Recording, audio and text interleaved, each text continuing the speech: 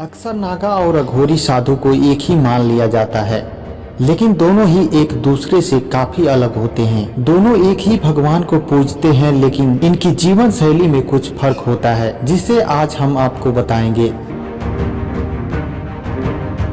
दुनिया की सबसे बड़ी धार्मिक मेले महाकुंभ की संगम नगरी प्रयागराज में शुरुआत हो चुकी है। इस महाकुंभ में भाग लेने के लिए देश और दुनिया के कोने कोने से नागा साधु और अघोरी साधु भी पहुंचते हैं। अक्सर नागा और अघोरी साधु को एक ही मान लिया जाता है, लेकिन आज हम आपको इनके बीच का वो फर्क बताएंगे जिसके बारे में आपको शायद ही पता होगा।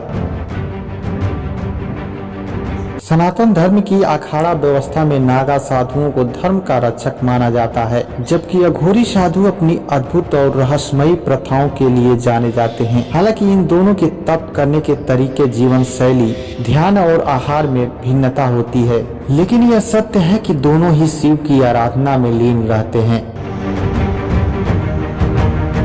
12 वर्षों की कठोर तपस्या नागा साधुओं और अघोरी बाबाओं को अत्यंत कठिन परीक्षाओं का सामना करना पड़ता है। साधु बनने के लिए उन्हें लगभग 12 वर्षों की कठोर तपस्या करनी होती है। अघोरी बाबा शमशान में साधना करते हैं और उन्हें वर्षों तक वहीं समय बिताना पड़ता है। धर्म के रक्षक नागा साधु। नागा शब्द की उत्पत्ति के संबंध में कुछ विद्वानों का मानना है कि यह संस्कृत के नागा से आया है। इसका अर्थ पहाड़ होता है। नागा साधुओं का मुख्य उद्देश्य धर्म की रक्षा करना और शास्त्रों के ज्ञान में निपुण होना है। वे अखाड़ों से जुड़े होते हैं और समाज की सेवा करते हैं, साथ ही धर्म का प्रचार करते हैं।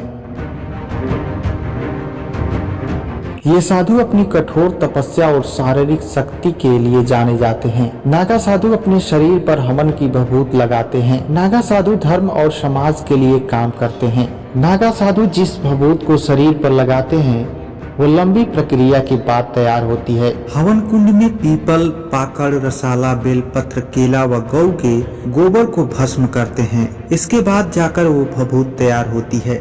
मानव खोपड़ी अघोरी साधुओं की खास निशानी होती है। अघोरी शब्द का अर्थ संस्कृत में उजाले की ओर होता है।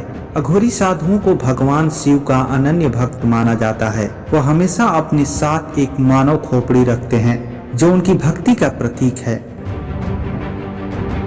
भगवान दत्तात्रेय को अघोरी संतों का गुरु माना जाता है, जिन्हें शिव, विष्णु और ब्रह्मा का अवतार कहा जाता है।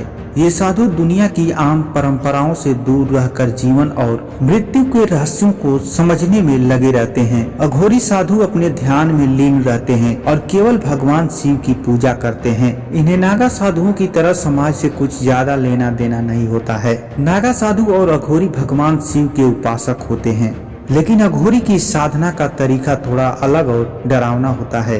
ये शमशान भूमि में रहते हैं और अपने शरीर पर शमशान की राख लगाते हैं। अघोरी बाबा जानवरों की खाल या किसी साधारण कपड़े से शरीर का निचला हिस्सा ढकते हैं।